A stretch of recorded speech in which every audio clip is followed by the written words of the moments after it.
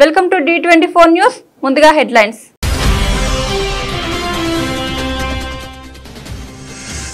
సొంత దేశంలోనే ట్రంప్ పరువు తీసిన అమెరికన్ ఏఐ.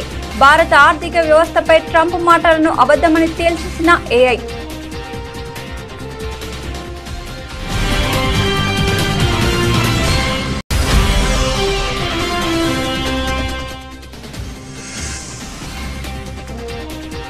పాతాళంలో దాక్కున్న వదలం.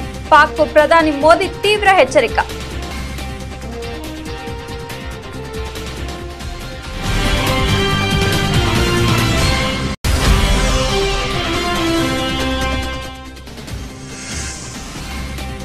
కుల్గాంలో ఎన్కౌంటర్. ఉగ్రవాదిని మట్టుపెట్టిన భద్రతా బలగాలు. ఆపరేషన్ అకల్ ఇంకా కొనసాగుతుందని సైన్యం స్పష్టీకరణ.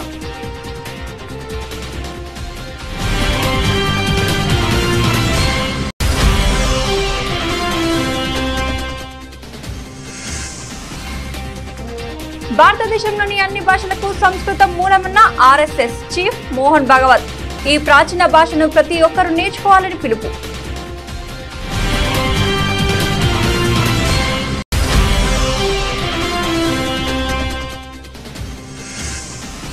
భారత ఆర్థిక వ్యవస్థపై ట్రంప్ వ్యాఖ్యలను రాహుల్ గాంధీ మద్దతు. ఇది దేశ ప్రతిష్టను దెబ్బతీయడమేనన్న కేంద్ర మంత్రి కిరణ్ రిజిజు.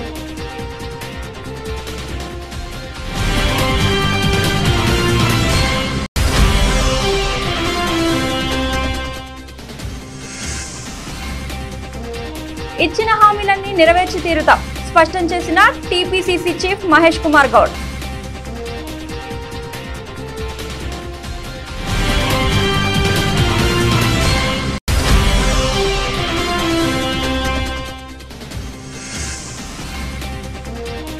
గండికోట పర్యాటక ప్రాజెక్టుకు చంద్రబాబు శంకుస్థాపన. గండికోట ఇండియాకే గ్రాండ్ క్యానన్ అన్న సీఎం.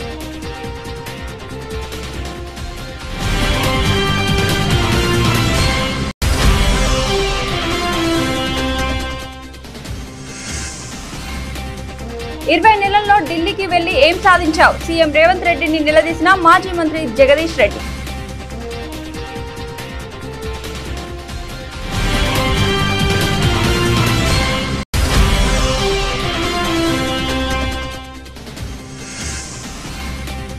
పాత లావాదేవీల సెటిల్మెంట్ కోసమే సింగపూర్ టూర్. కనీసం ₹1 అయినా రాష్ట్రానికి పెట్టుబడి తెచ్చారా అంటూ నిలదీసిన మాజీ మంత్రి అంబటి రాంబాబు.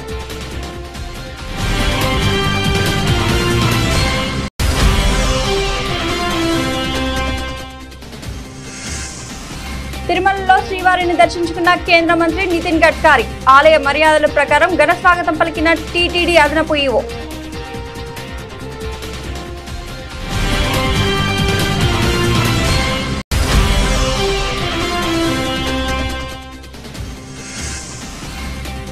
జాతీయ చలనచిత్ర అవార్డులో సత్తా చాటిన తెలుగు చిత్రాలు. ఈ నేపథ్యంలో పలువురు ప్రముఖులు శుభాకాంక్షలు.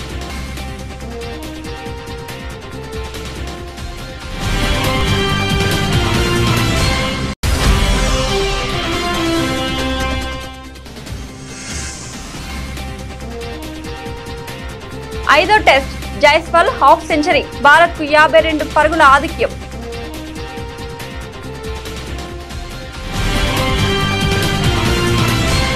భారత్ ది డెడ్ ఎకానమీ అంటూ అమెరికా అధ్యక్షుడు డొనాల్డ్ ట్రంప్ చేసిన సంచలన వ్యాఖ్యలను ఆయన సొంత దేశంలోనే అభివృద్ధి చేసిన కృత్రిమ మేధ ఏఐ ప్లాట్ఫామ్లు ఖండించాయి. భారత ఆర్థిక వ్యవస్థ నిర్జీవంగా లేదని, ప్రపంచంలోని అత్యంత వేగంగా అభివృద్ధి చెందుతున్న దేశాల్లో ఒకటిగా ఉందని స్పష్టం చేశాయి. భారత దిగుమతులపై 25% భారీ సుంకం విధిస్తున్నట్లు ట్రంప్ ప్రకటించిన నేపథ్యంలో ఈ ఆసక్తికర పరిణామం చోటు చేసుకుంది. దీనిపై స్పష్టత కోసం ఎన్డీటీవీ సంస్థ అమెరికాకు చెందిన 5 ప్రముఖ ఏఐ ప్లాట్ఫామ్లనే ChatGPT, Grok, Gemini, Meta AI కోపైలట్లను భారత్ ది డెడ్ ఎకనామియా అని ప్రశ్నించింది. భారత ఆర్థిక వ్యవస్థ బలమైన వృద్ధితో దూసుకెళ్తోంది అని జెమినీ అంది. అలాగే మోటా ఏఐ కూడా భారత్ ది డెడ్ ఎకానమీ కాదు, ఇది ప్రపంచవ్యాప్తంగా అత్యంత వేగంగా అభివృద్ధి చెందుతున్న ప్రధాన ఆర్థిక వ్యవస్థల్లో ఒకటి అని చెప్పింది. ఇలా అమెరికన్ ఏఐ ప్లాట్ఫామ్లన్నీ కూడా ఒకే తరహా అభిప్రాయాన్ని వ్యక్తం చేశాయి. భారత ఆర్థిక వ్యవస్థపై ట్రంప్ మాటలు అబద్ధమని తేల్చేశాయి. భారత్ పై దాడి చేసే ఉగ్రవాదులు పాతాళ లోకంలో దాక్కున్నా సరే వదిలిపెట్టే ప్రసక్తే లేదని ప్రధాని నరేంద్ర మోడీ పాకిస్తాన్ కి తీవ్ర హెచ్చరికలు జారీ చేశారు. ఉగ్రవాదాన్ని అన్యాయాన్ని అణచివేసేందుకు అవసరమైతే భారత్ కాలభైరవుడి రూపం దాలుస్తుందని స్పష్టం చేశారు. ఆపరేషన్ సింధూర్ సమయంలో ప్రపంచం భారతదేశ రుద్ర రూపాన్ని చూసిందని ఆయన వ్యాఖ్యానించారు. శనివారం తన పార్లమెంటరీ నియోజకవర్గమైన వారణాసిలో ఏర్పాటు చేసిన భారీ సభలో ప్రధాని మోదీ ప్రసంగించారు. ఏప్రిల్ 22న జరిగిన పహల్గామ్ ఉగ్రదాడిని గుర్తు చేసుకుంటూ ఆ దాడిలో ప్రాణాలు కోల్పోయిన వారి కుటుంబాలకు ప్రతీకారం తీర్చుకుంటానని ఇచ్చిన మాటను నిలబెట్టుకున్నానని తెలిపారు. మహాదేవుని ఆశీస్సులతో ఆపరేషన్ సింధూర్ విజయం సాధించిందని, ఈ విజయాన్ని కాశీ విశ్వనాథుని పాదాల చెంత సమర్పిస్తున్నట్లు ప్రకటించారు. ఈ సందర్భంగా విపక్షాలపై ప్రధాని తీవ్ర స్థాయిలో విమర్శలు గుప్పించారు. ఆపరేషన్ సింధూర్ విజయాన్ని దేశంలో కొందరు జీర్ణించుకోలేకపోతున్నారు. పాకిస్తాన్లోని ఉగ్రవాద శిబిరాలను భారత్ ధ్వంసం చేయడం చూసి కాంగ్రెస్, సమాజ్వాదీ పార్టీలు కన్నీళ్లు పెట్టుకుంటున్నాయి. మన సైనికుల విజయాన్ని వారు ఓర్వలేకపోతున్నారు అని ఆరోపించారు. భారత్ के स्वदेशी हथियारों की ताकत पूरी दुनिया ने देखी है. हमारे एयर डिफेंस सिस्टम, हमारी स्वदेशी मिसाइलें, स्वदेशी ड्रोन्स, इन्होंने आत्मनिर्भर भारत की ताकत को साबित किया है. खासकर हमारी ब्रह्मोस मिसाइलें, इनकी दहशत भारत के हर दुश्मन के भीतर भर गई है. पाकिस्तान में कहीं यूं ही ब्रह्मोस आवाज आ जाए ना तो नींद नहीं आती. मेरे प्यारे भाई बहनों, मैं यूपी का सांसद हूं. यूपी के सांसद के नाते मुझे खुशी है कि वो ब्रह्मोस मिसाइलें हमारे यूपी में भी बनेगी.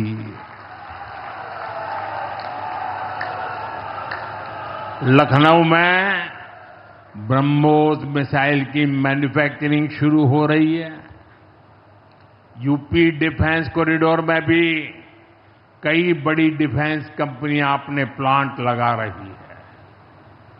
आने वाले समय में यूपी में बने हथियार, हिंदुस्तान के हर भाग में बने हथियार भारतीय सेनाओं की ताकत बने.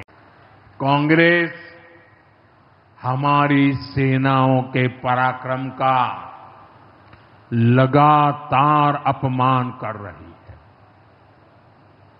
कांग्रेस ने ऑपरेशन सिंदूर को तमाशा कहा है. आप मुझे बताइए, सिंदूर कभी भी तमाशा हो सकता है क्या? हो सकता है क्या? क्या सिंदूर को तमाशा कोई कह सकता है क्या? हमारी सेना का पराक्रम और बहनों के सिंदूर का बदला, तमाशा कहने की ये हिम्मत, ये निर्लज्जता, भाइयों बहनों, वोट बैंक और तुष्टीकरण की इस राजनीति में ये समाजवादी पार्टी भी पीछे नहीं है. ये सपा के नेता संसद में कह रहे थे, पहलगाम के आतंकवादियों को अभी क्यों मारा? अब बताइए, क्या उनको पूछ फोन करूं क्या? सपा वालों को मारू क्या ना मारू? జమ్మూ కాశ్మీర్లో మరోసారి తుపాకుల మూత మోగింది. కుల్గాం జిల్లాలో భద్రతా బలగాలు ఉగ్రవాదుల మధ్య జరిగిన భీకర ఎన్కౌంటర్లో ఒక ఉగ్రవాది హతమయ్యాడు. ఆపరేషన్ అఖిల్ ఇంకా కొనసాగుతున్నట్లు సైన్యం శనివారం ఉదయం అధికారికంగా వెల్లడించింది. కుల్గాం జిల్లా పరిధిలోని అకల్ అటవీ ప్రాంతంలో ఉగ్రవాదులు నక్కి ఉన్నారన్న పక్కా సమాచారంతో భద్రతా బలగాలు శుక్రవారం గాలింపు చర్యలు చేపట్టాయి. Army, Jammu Kashmir police, special operations group, CRPF సంయుక్తంగా ఈ ఆపరేషన్ ప్రారంభించాయి. బలగాలు అడవిని జల్లెడపడుతుండగా అక్కడ మాటు వేసిన ఉగ్రవాదులు ఒక్కసారిగా కాల్పులకు తెగబడ్డారు. దీంతో అప్రమత్తమైన సైన్యం ఎదురుకాల్పులు జరపడంతో ఆ ప్రాంతం దద్దరిల్లింది.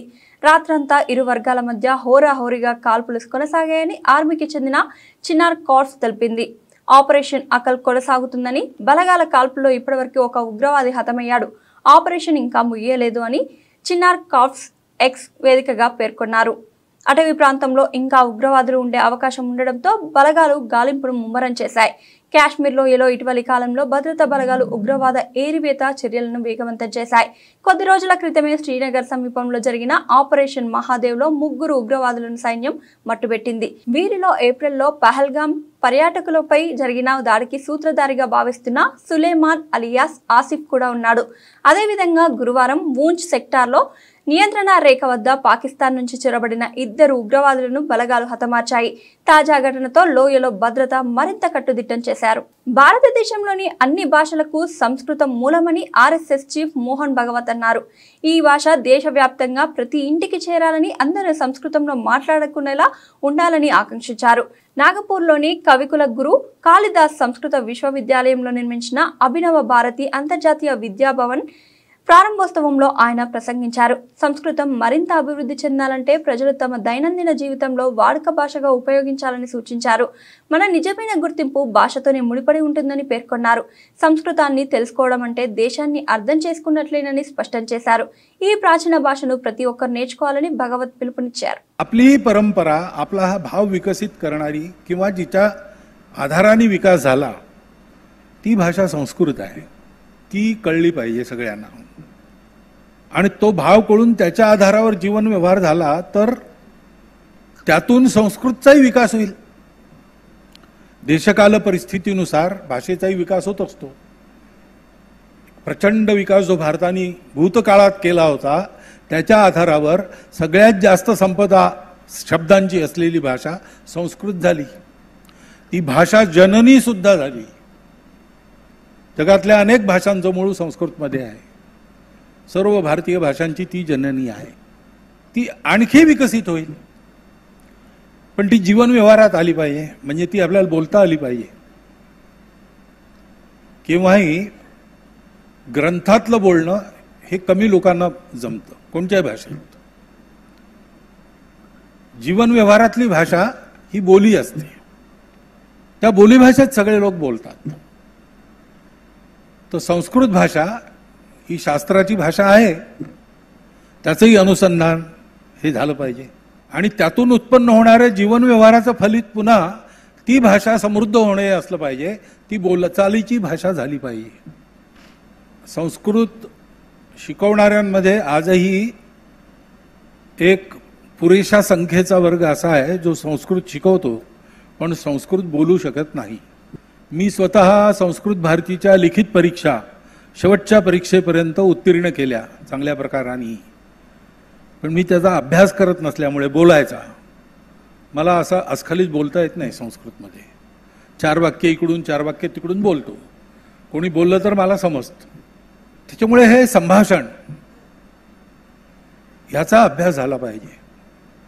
त्याकरता संस्कृत विद्यापीठातून संस्कृतची पदवी घेतली पाहिजे हे आवश्यक नाहीये. భారత ఆర్థిక వ్యవస్థపై అమెరికా అధ్యక్షుడు డొనాల్డ్ ట్రంప్ చేసిన డెడ్ ఎకానమీ వ్యాఖ్యలకు కాంగ్రెస్ అగ్రనేత రాహుల్ గాంధీ సమర్థించడం రాజకీయ దుమారానికి దారితీసింది. ఈ వివాదంపై కాంగ్రెస్ సీనియర్ నేతలు శశి థరూర్, రాజీవ్ శుక్లా స్పందిస్తూ రాహుల్ గాంధీ అభిప్రాయంతో తాము ఏకీభవించడం లేదని స్పష్టం చేశారు. భారత ఆర్థిక వ్యవస్థ బలహీనంగా లేదని ట్రంప్ చేసిన వ్యాఖ్యలు వాస్తవ దూరమని వారు పేర్కొన్నారు. సొంత పార్టీ నేతలే రాహుల్ వైఖరిని బహిరంగంగా తప్పుపట్టడం ఈ వివాదానికి కొత్త కోణాన్ని ఇచ్చింది. ఈ వివాదంపై కేంద్ర పార్లమెంటరీ వ్యవహారాల మంత్రి కిరణ్ రిజిజు రాహుల్ గాంధీపై తీవ్ర స్థాయిలో ధ్వజమెత్తారు. రాహుల్ గాంధీ చిన్న పిల్లవాడేమి కాదు. ప్రతిపక్ష నేతగా దేశ గౌరవాన్ని కాపాడాల్సిన బాధ్యత ఆయనపై ఉంది. కానీ ఆయన దేశానికి వ్యతిరేకంగా ప్రమాదకరమైన ఆట ఆడుతున్నారు అని రిజిజు విమర్శించారు. రాహుల్ చేస్తున్న వ్యాఖ్యలను ఆయన పార్టీలోని సీనియర్లే వ్యతిరేకిస్తున్నారని గుర్తు చేశారు. మరోవైపు BJP IT cell chief Amit Malaviya మరింత ఘాటుగా స్పందించారు. దేశ ఆర్థిక వ్యవస్థ చచ్చిపోలేదు, రాహుల్ గాంధీ విశ్వసనీయత మాత్రమే చచ్చిపోయింది అంటూ ఎద్దేవా చేశారు. రాహుల్ వ్యాఖ్యలు నిరాధారమైనవని ఆయన కొట్టిపారేశారు. दूसरा तो राहुल गांधी जी ने देश का खिलाफ जो बार बार बयान दे रहे हैं, ये सिर्फ सरकारी नहीं, विपक्ष के कई सदस्यों ने भी कहा है कि ये ठीक नहीं है। राहुल गांधी जिस तरीके से भारत विरोधी भाषा बोलते हैं, उसका विरोध ऑपोजिशन पार्टी भी कर रहे हैं। ऑपोजिशन पार्टी के कई सीनियर सदस्य ने भी कहा है कि भारत के इकोनॉमी, भारत का छवि को इस तरीके से दबा के कोई बात नहीं कर सकता है। भारत सबसे तेजी से आगे बढ़ने वाला अर्थव्यवस्था बनके आज खड़ा है। फिर भारत का छवि को धूमिल करने के लिए जो बात बोल रहा है, इसको मैं ही नहीं, सरकार ही नहीं, ऑपोजिशन पार्टी के भी जो प्रमुख लोग हैं, सब इसको खंडन कर रहे हैं। तो राहुल गांधी जी को समझ में आना चाहिए कि अभी वो छोटा बच्चा नहीं है। देश का मान सम्मान, देश का छवि कायम रहे, ये जिम्मेदारी हर हिंदुस्तानी को होना चाहिए। इतना तो समझ नेता प्रतिपक्ष को होना जरूरी है। तो ये पार्लियामेंट में हंगामा करना, बाहर में फिर गलत बयान देना, ये लगातार 2 सप्ताह तक अभी चल रहा है। పాదయాత్ర అనేది కాంగ్రెస్ సంస్కృతిలో ఓ భాగమని, ప్రజలతో మమేకమైన కష్టసుఖాలు తెలుసుకునేందుకు టీపీసీసీ పాదయాత్రకు శ్రీకారం చుట్టిందని మహేష్ కుమార్ గౌడ్ తెలిపారు. రాబోయే రోజుల్లో సీఎం రేవంత్ రెడ్డి కూడా పాదయాత్రలో పాల్గొంటారని చెప్పారు. 42% బీసీ రిజర్వేషన్లకు కాంగ్రెస్ కట్టుబడి ఉందని, కామారెడ్డి డిక్లరేషన్ ను అమలు చేసి తీరుతామని స్పష్టం చేశారు. ప్రజల ఆశీర్వాదాలతో వచ్చిన కాంగ్రెస్ ప్రభుత్వం ఇచ్చిన హామీలన్నీ నెరవేర్చి తీరుతామన్నారు. ఈ ప్రభుత్వం మీ ఆశీర్వాదం వల్ల వచ్చిన ప్రభుత్వం, మీరందరూ ఆశీర్వదించి ఓటేస్తే వచ్చినటువంటి ప్రభుత్వం. రేవంత్ రెడ్డి గారు ముఖ్యమంత్రిగా మీ అందరి సహకారంతో ముఖ్యమంత్రి పీఠాన్ని పైనటువంటి సందర్భం. మిత్రులారా, చాలా సందర్భాల్లో చెప్తాను, 10 ఏళ్ల గడిల పాలనని అంతమొందించి ప్రజా పాలన నడిపే కాంగ్రెస్ పార్టీని ఎన్నుకోవాలని తహతాలాడి ప్రభుత్వాన్ని తీసుకొచ్చిన మీ అందరికీ కూడా చేతులెత్తి నమస్కారం చేస్తా ఉన్నాను. మిత్రులారా, వాళ్ళ పాదయాత్ర చేపట్టడానికి కారణం గాంధీ మహాత్ముని మొదలుకొని మొన్న రాహుల్ గాంధీ చేసిన భారత్ జోడో వరకు పాదయాత్రలో కాంగ్రెస్ పార్టీ సంస్కృతిలో ఒక భాగం. ఇలా మీరు అడగొచ్చు, ప్రతిపక్షాలు అడగొచ్చు, అధికారంలో ఉన్నారు, పాదయాత్రలు ఎందుకు చేస్తా ఉన్నారని. అధికారంలో ఉన్నప్పుడే పాదయాత్ర అవసరం. దానికి కారణం, పాదయాత్రల వల్ల మేము మీ చెంతకు చేరుకునే అవకాశం ఉంటుంది, మీరు చెప్పే మాటలు వినే అవకాశం ఉంటుంది. మీతో కాళ్ళతో కాళ్ళు నడిపినప్పుడు జరిపిన సంభాషణలు, మీరు ఇచ్చిన సలహాలు, సూచనలు ప్రభుత్వాన్ని నడుపుతున్న రేవంత్ రెడ్డి గారికి చేరవేసే అవకాశం ఉంటుందనే మాట ఈ సందర్భంగా మనవి చేస్తా ఉన్నాను. మిత్రులారా, 2023కు ముందు మా ఆది నాయకులు సోనియా గాంధీ గారు, ఖర్గే గారు, రాహుల్ గాంధీ గారు, ప్రియాంక గాంధీ గారు అందరూ కూడా తుక్కుగూడ సభలో ఇచ్చిన వాగ్దానం 6 గ్యారెంటీలు, 42% రిజర్వేషన్ ప్రజలు నమ్మి ఓటేసినారు. కారణం, సోనియా గాంధీ గారు ఒక మాట ఇస్తే మాట నిలబడతారని తెలంగాణ ఇచ్చిన సందర్భంలో గుర్తుపెట్టుకున్న ప్రజలు తెలంగాణలో కాంగ్రెస్ పార్టీ తీసుకురావాలి, సోనియా గాంధీ గారి మాటలు నమ్మాలని కాంగ్రెస్ పార్టీ అధికారం తీసుకొచ్చినారు. రేవంత్ రెడ్డి గారు ముఖ్యమంత్రిగా, బట్టి విక్రమార్క ఉప ముఖ్యమంత్రిగా అధిరోహించినారు. 20 మాసాల పాలన మిత్రులారా, గత 10 ఏళ్ల పాలనలో ఒకసారి పోల్చుకుందాం. గండికోట ఇండియాకే గ్రాండ్ క్యానన్ అని సీఎం చంద్రబాబు అన్నారు. గండికోట వద్ద జరిగిన ఏపీ టూరిజం ఇన్వెస్టర్స్ మీట్ కు చంద్రబాబు హాజరయ్యారు. గండికోట ప్రాజెక్టుకు శంకుస్థాపన చేశారు. ఈ ప్రాంతాన్ని యాంకర్ హబ్ గా అభివృద్ధి చేస్తామని తెలిపారు. ప్రపంచంలో అతి సుందరమైన ప్రదేశాల్లో గండికోట 10వది. దీన్ని ఆకర్షణీయమైన పర్యాటక ప్రదేశంగా తీర్చిదిద్దుతామని మాస్టర్ ప్లాన్ తయారు చేస్తున్నాం. 80 కోట్లతో పనులు ప్రారంభిస్తున్నాం. అక్కడే కృష్ణదేవరాయల విగ్రహం పెట్టిస్తాం. ఒక పక్క గండికోట, ఒంటిమిట్ట, మధ్యలో కడప దర్గా, ఈ 3 అనుసంధానం చేయగలిగితే ఈ ప్రాంతం ఆధ్యాత్మిక కేంద్రంగా మారుతుంది. కడపలో నేషనల్ హైవేస్ కు ఒక ఏడాదిలోనే 12,000 కోట్లు ఖర్చు చేశామని తెలిపారు. ఆనాడు కేసీఆర్ ప్రధానమంత్రి దగ్గర నుండి పైసలు, ప్రాజెక్టులు తెచ్చుకోలేదని రేవంత్ రెడ్డి అన్నారని మాజీ మంత్రి బీఆర్ఎస్ ఎమ్మెల్యే జగదీష్ రెడ్డి గుర్తు చేశారు. ఈ విషయమై ఆయన మాట్లాడుతూ అది నిజమేనని, కేసీఆర్ 10 సంవత్సరాల కాలంలో 10 సార్లు కూడా ఢిల్లీకి పోలేదని, కానీ సీఎం రేవంత్ రెడ్డి 20 నెలల్లో 300 రోజుల పైన ఢిల్లీలోనే ఉన్నారని ఎద్దేవా చేశారు. ఢిల్లీకి ఏం సాధించారో చెప్పాలని నిలదీశారు. ఏం మాట్లాడిందో నాడు కేసీఆర్ తెలియదు, తెలివి లేక ప్రధానమంత్రితో ఎట్లుండాలో తెలియక పైసలు తెచ్చుకోలే, ప్రాజెక్టులు తెచ్చుకోలే. నేను చూడు ఎట్లా తెస్తున్నావు రేపు. నిజమే, కేసీఆర్ 10 సంవత్సరాల కాలంలో 10 సార్లు కూడా పోటీ ఢిల్లీకి. నువ్వు 2 ఏళ్లలో, 2 ఏళ్ళు కూడా కాదు, గట్టి 20 నెలల్లో నెలకు 2.5 సార్లు పోయినప్పుడల్లా 2 సార్లు, 3 సార్లు, 4 రోజులు ఉంటే దాదాపు నెలకు 10 రోజులు ఢిల్లీలో ఉన్నావు. ఇంకెక్కువనే ఉన్నావు. దాదాపు 300 రోజులు ఢిల్లీలో కావచ్చు, లేదా బయట నీ విదేశీ పర్యటనలు, నీ అద్భుతమైన భాష పరిజ్ఞానాన్ని, ఆ పాఠవాన్ని ప్రదర్శించుకోవడం కొరకు. ఏంటిది సాధించింది? గప్పాలుంటే మామూలుగా లేవు. ఆయన మంత్రులై నిన్న చదివిన ఎక్కన్నావు 3 లక్షల కోట్ల పెట్టుబడులు, ఒక 3 పరిశ్రమలు కూడా శంకుస్థాపన లేదు ఇప్పటివరకు. ఒక 3 కొత్త ఉద్యోగాలు తెచ్చింది లేదు. ప్రైవేట్ ఉద్యోగాలు ఇచ్చిన హామీలు నెరవేర్చింది లేదు. కనీసం కేసీఆర్ చేసిచ్చిపోయిన వాటిని కొత్తగా అభివృద్ధి చేయకపోయినావు. ఇచ్చిన పద్ధతుల్లో 24 గంటల కరెంటు కావచ్చు, ఇంటికి మంచినీళ్ళు కావచ్చు, ప్రతి ఎకరాకి ఇచ్చిన సాగునీళ్ళు కావచ్చు, కనీసం గవి కూడా పాత పద్ధతిని కొనసాగిస్తూ కనీసం ఇవ్వలేకపోతున్నాం. ఇవాళ మళ్ళీ కాలిపోతున్న మోటార్లు, పేలిపోతున్న ట్రాన్స్ఫార్మర్లు, రైతులు మళ్ళీ సబ్స్టేషన్ల ముందుకి ధర్నాలకు పోవాల్సిన పరిస్థితి. విత్తనాలు, నకిలీ విత్తనాలతోని అనేక మంది రైతాంగం నెత్తినూరు కొట్టుకుంటున్నారు. ఎరువులు మళ్ళీ పాత పరిస్థితి. మళ్ళీ చెప్పులు లైన్లో, రైతులు లైన్లో. మంత్రుల స్టేట్మెంట్ చూస్తే ఆశ్చర్యంగా ఉంది. ఎక్కడా కొరత లేదు ఒక మంత్రి, కానీ అక్కడనే 200 మంది లైన్లో నిలబడి, పోలీసులు నిలబడి, మరి కొరత లేని కాడ లైన్ ఎందుకుంది, పోలీసు ఎందుకున్నారు? నిస్సిగ్గుగా కళ్ళ ముందర కనబడుతున్న దాన్ని కూడా మాయ చేస్తాం మేము అన్న పద్ధతుల్లో. సింగపూర్ పర్యటనపై మంత్రి నారా లోకేష్ పిట్ట కథలు చెప్తున్నారని మాజీ మంత్రి వైఎస్ఆర్సీపీ గుంటూరు జిల్లా అధ్యక్షుడు అంబటి రాంబాబు మండిపడ్డారు. తాడేపల్లి వైఎస్ఆర్సీపీ కేంద్ర కార్యాలయంలో మీడియాతో మాట్లాడుతూ పాత లావాదేవీలను సెటిల్ చేసుకునేందుకు చంద్రబాబు, లోకేష్లు సింగపూర్కి వెళ్లారని అన్నారు. ఇప్పటివరకు 58 సార్లు సింగపూర్కి వెళ్లిన చంద్రబాబు ₹1 పెట్టుబడి తీసుకువచ్చారా అని నిలదీశారు. అవినీతి కేసులో సింగపూర్లో జైలుకు వెళ్లి ఇటీవల బయటకు వచ్చిన ఈశ్వరన్ను కలిసేందుకు సింగపూర్కి వెళ్లారా అని ప్రశ్నించారు. చంద్రబాబు నాయుడు గారు, నారా లోకేష్ గారు సింగపూర్ వెళ్లి వచ్చారు.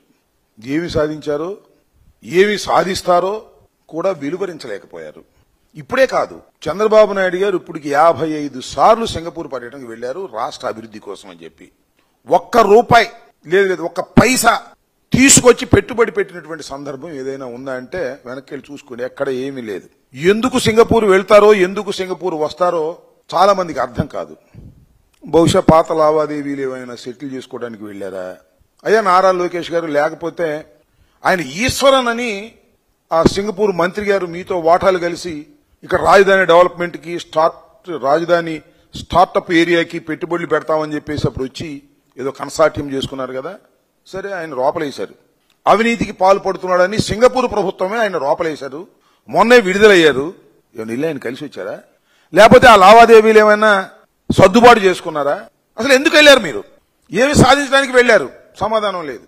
అది నాకు తెలియకూడదండి. సింగపూర్ ఏమైనా భారతదేశాన్ని అభివృద్ధి చేయడానికో, ఆంధ్రప్రదేశ్ని అభివృద్ధి చేయడానికో పుట్టినటువంటి దేశమా? సింగపూర్ వాళ్ళు లాభాలుంటే పెట్టుబడులు పెడతారు. ఈమెయిల్స్ పంపించారంట, ఈ ప్రభుత్వం ఉండేది కాదు, చచ్చేది కాదు, పడిపోతుంది, మీరేమీ పెట్టుబడులు పెట్టమాక అని వీళ్ళు ఈమెయిల్స్ పంపిస్తే దానివల్ల వాళ్ళు తిరస్కరించారన్నట్టుగా మాట్లాడతాడు. ఆ ఈమెయిల్ పంపించింది ఎవరయ్యా అంటే పెద్దిరెడ్డి గారి ప్రోత్సాహంతో మురళీకృష్ణ ఆయన పంపించాయంట. ఆయన చెప్పాడు, నారా లోకేష్ గారు, ఎవరా మురళీకృష్ణ, నిన్న నుంచి తలగా బాదుకుంటున్నాం మేము, ఎవరు పంపించారు ఏంటంటే ఎతికాం అన్ని చోట్ల, దొరికింది అని మన చిలకూరుపేట ఆయన అంట. ఆయన ఈయనో ఒకటో కాదో నారా లోకేష్ గారు చెప్పాలి. చిలకలూరుపేటకు చెందినటువంటి మురళీకృష్ణ చౌదరి గారు, ఆయన యుఎస్ లో ఉంటాడు. 100కి 100 పాళ్లు తెలుగుదేశం అభిమాని, తెలుగుదేశం కోసం కృషి చేసినటువంటి వ్యక్తి, తెలుగుదేశం పార్టీ అధికారంలోకి రావాలని అహర్నిశలు కష్టపడ్డాడు. ఇప్పుడు మాత్రం రివర్స్ అయ్యాడు. ఎందుకయ్యాడా బాబు అంటే, చిలకలూరుపేటలో ఆయన ప్రాపర్టీని కాజేయడానికి అక్కడ స్థానిక శాసనసభ్యులు ప్రయత్నం చేశాయంట. కేంద్ర రోడ్డు రవాణా రహదారుల మంత్రి నితిన్ గడ్కరీ శనివారం తిరుమలలో శ్రీ వెంకటేశ్వర స్వామిని దర్శించుకున్నారు. ఈ సందర్భంగా టీటీడీ అదనపు ఈవో వెంకయ్య చౌదరి కేంద్ర మంత్రికి ఆలయ మర్యాదల ప్రకారం ఘన స్వాగతం పలికారు. అనంతరం ఆలయ పూజారులు గర్భగుడి వరకు తీసుకెళ్లి దర్శనం తర్వాత రంగనాయకుల మండపంలో వేద పండితుల ఆయనకు వేద ఆశీర్వచనీయం అందించారు.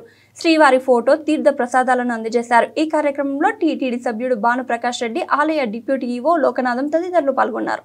నిన్న కేంద్ర ప్రభుత్వం ప్రకటించిన జాతీయ చలనచిత్ర అవార్డులో తెలుగు చిత్రాలు సత్తా చాటిన విషయం తెలిసిందే.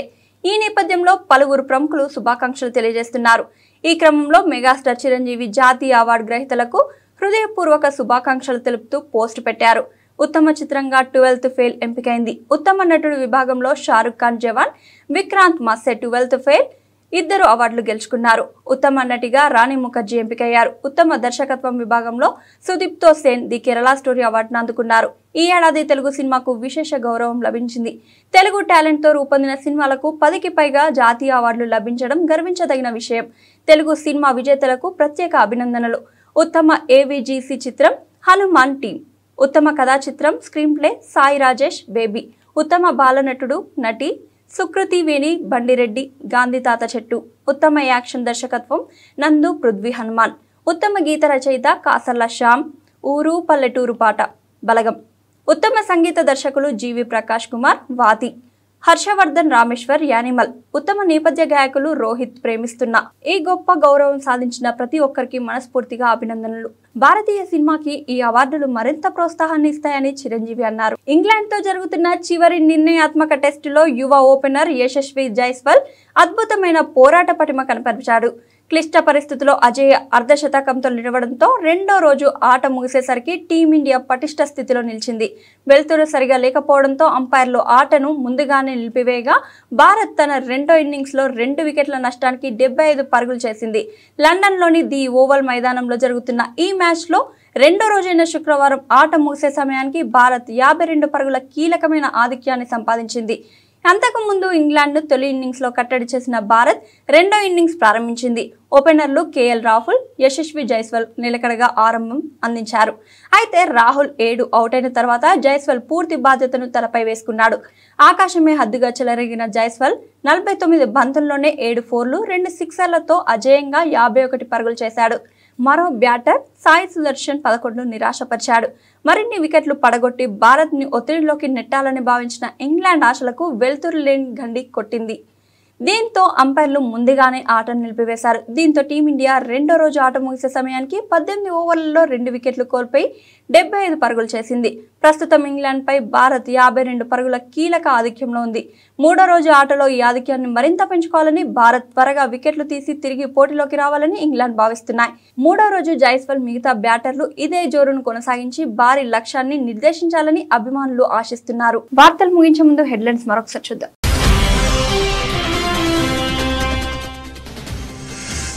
సొంత దేశంలోనే ట్రంప్ పరువు తీసిన అమెరికన్ ఏఐ, భారత ఆర్థిక వ్యవస్థపై ట్రంప్ మాటలను అబద్ధమని తేల్చేసిన ఏఐ.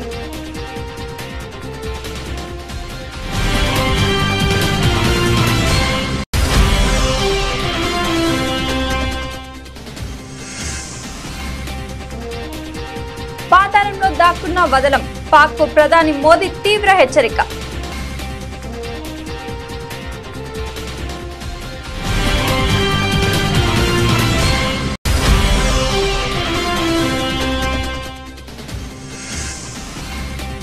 కుల్గాంలో ఎన్కౌంటర్, ఉగ్రవాదిని మట్టుపెట్టిన భద్రతా బలగాలు. ఆపరేషన్ అకల్ ఇంకా కొనసాగుతుందని సైన్యం స్పష్టీకరణ.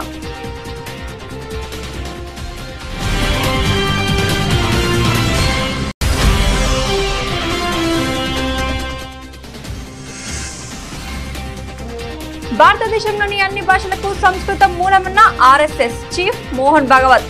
ఈ ప్రాచీన భాషను ప్రతి ఒక్కరూ నేర్చుకోవాలని పిలుపు.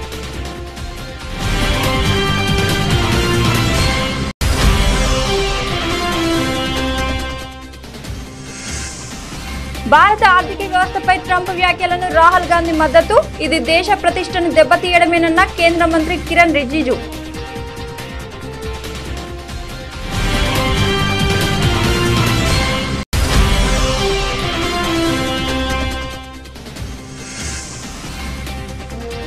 ఇచ్చిన హామీలన్నీ నెరవేర్చి తీరుతాం స్పష్టం చేసిన టీపీసీసీ చీఫ్ మహేష్ కుమార్ గౌడ్.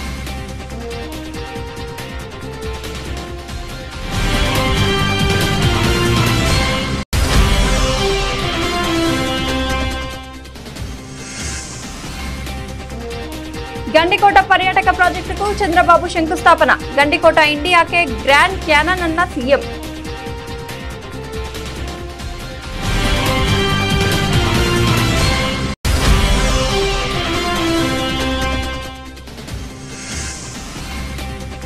ఇరవై నెలల్లో ఢిల్లీకి వెళ్లి ఏం సాధించావు? సీఎం రేవంత్ రెడ్డిని నిలదీసిన మాజీ మంత్రి జగదీష్ రెడ్డి.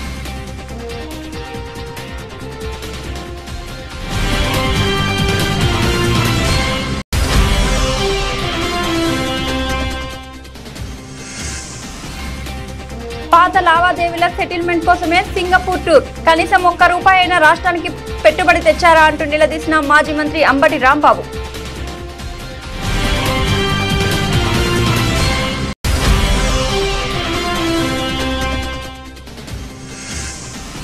తిరుమలలో శ్రీవారిని దర్శించుకున్న కేంద్ర మంత్రి నితిన్ గడ్కరీ. ఆలయ మర్యాదల ప్రకారం ఘన స్వాగతం పలికిన టీటీడీ అదనపు ఈవో.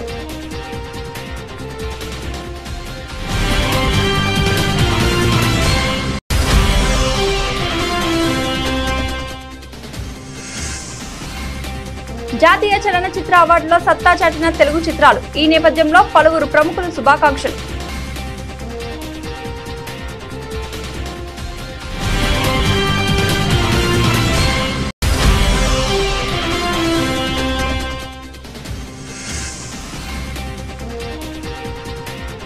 ఐదో టెస్ట్ జైస్వాల్ హాఫ్ సెంచరీ. భారత్కు 52 పరుగుల ఆధిక్యం.